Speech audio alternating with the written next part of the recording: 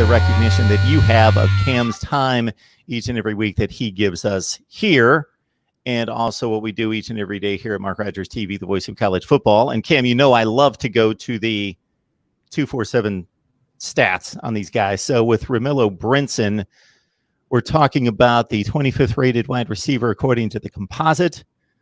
The wide receiver category seems to be extremely high in the composite, meaning every time we talk recruits and then I turn to the composite, I'll see a player's like ranked the 25th rated wide receiver in the country. And consider, folks, there are, even if you group the offensive line as one position, which they don't, it's typically centers, guards, and tackles, you're talking 12 or 13 positions. Safeties, corners, linebackers, inside and outside, defensive tackles, rush ends, go through the whole list, offensive, defensively. We're talking close to 15 positions. And so I'll look at a wide receiver, and the first stat I'll see is, let's say, 25th rated wide receiver, as is the case with Brinson. And I'll think, oh, we're talking a 300 player, top 300 player, top 132 player. So the wide receiver, and I see this normally with wide receivers. Yeah, I mean, there's just athletic talent there, and especially in as football has developed and the proliferation of the passing game, not even necessarily like a spread, Mike Leach, Texas Tech air raid, Hal Mummy kind of thing. But I mean, yeah, if you're talking 3 or 4 wide receivers starting, number 25 in the class is either the between the 6th and the 8th like lineup. If I just went 1, 2, 3, 4 or 1, 2, 3, that's rare air. You know what I mean? That's up there. So yeah, I mean, there's just guys who can come in and impact the game, and there's so many programs and so much talent. They're just like, yeah, they can come in and they can play well, and they can really impact the games. So yeah, I mean, it's going to be a thing just where the value is high, although the proliferation of that position is also high. You know what I mean? So there's going to be many of them. But there's many good ones just because you're better athletes you're going to put in those kind of positions where they can get in some space and then they can dominate. But you do still have the places where you have guys who are the franchise. They are the best player on their team. So you're going to put them at quarterback so they touch the ball on every play, and they're the ones who make the decisions. But then they also will go to college and then switch to wide receiver. Obviously, guys like Anquan Bolden, Ethnic Sands, if you're talking about Miami specifically. Other guys are like that. But yeah, wide receiver, there's just a lot of talent, and also the development and proliferation of not South Florida, I just was reading the question, 7-on-7 football. That's a thing, so like these guys, they refine their skills and they're able to come in and really, play at a high level.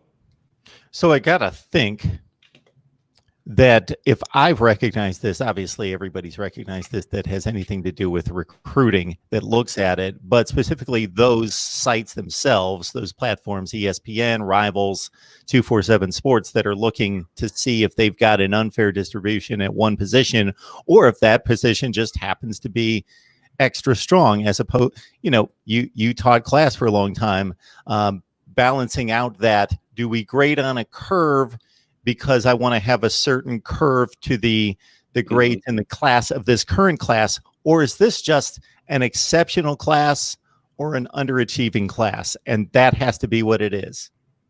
Yeah, honestly. And you'll see, sometimes we talked a couple of years ago about the quarterback class being atrocious. What was that, 2018 or 19? With the Michael Johnson Jr. Yeah, the 19 class. Because JT Daniels was supposed to be the 5-star in that class. He reclassified up to 18. So the 1 5-star in that year then wasn't even in that class. So we've even talked about it in terms of recruiting where, there can be a dearth of talent. There can be a redistribution of, okay, like usually you would have 2 or 3 5-star quarterbacks, going to be your Bryce Youngs, your JT Daniels, your da-da-da-da-da-da. They're going to be 5-star quarterbacks. In that 1 year, they weren't there. So it's just like, all right, we'll see. Spencer Rattler might have been the number 1 quarterback that year. He was like a borderline 4-star, 5-star at the end, even though Spencer Rattler, he caught fire his senior year. So, okay, if you made him a 5-star, we can make it, it stands to reason. But yeah, I mean, it's a dynamic situation. Some years it's going to be in your top group, it's going to be a whole lot of defensive linemen, like we saw a couple years ago. It could be a whole lot of wide receivers. It could be a whole lot of whomever. And it's a fluid situation. You have to be real about what you have. You know what I mean? Because you want you want the perfect distribution. You want that bell curve, you want that thing, but you might not have that. When I taught choir, it was like, man, I really want this group to sing these songs, or I really want to do this, but I didn't have the horses for that. So I'm like, okay, I had to realize that I don't have that. So now I have to change my mindset, and I have to work with what I have and then grow and develop that. And look, we did well. I'm not complaining about it. I'm just saying you're going in and thinking, okay, we're going to run this system. If music is analogous to sport, because it is, we're going to run this system, but I don't have the players to run this system. That means I had to adapt my system to fit the players that I have. Same kind of a thing when you're talking about recruiting. I'm not necessarily going to just say, okay, we have to have a 5-star quarterback if the talent is not there. Now, your number one quarterback is going to be your number one quarterback.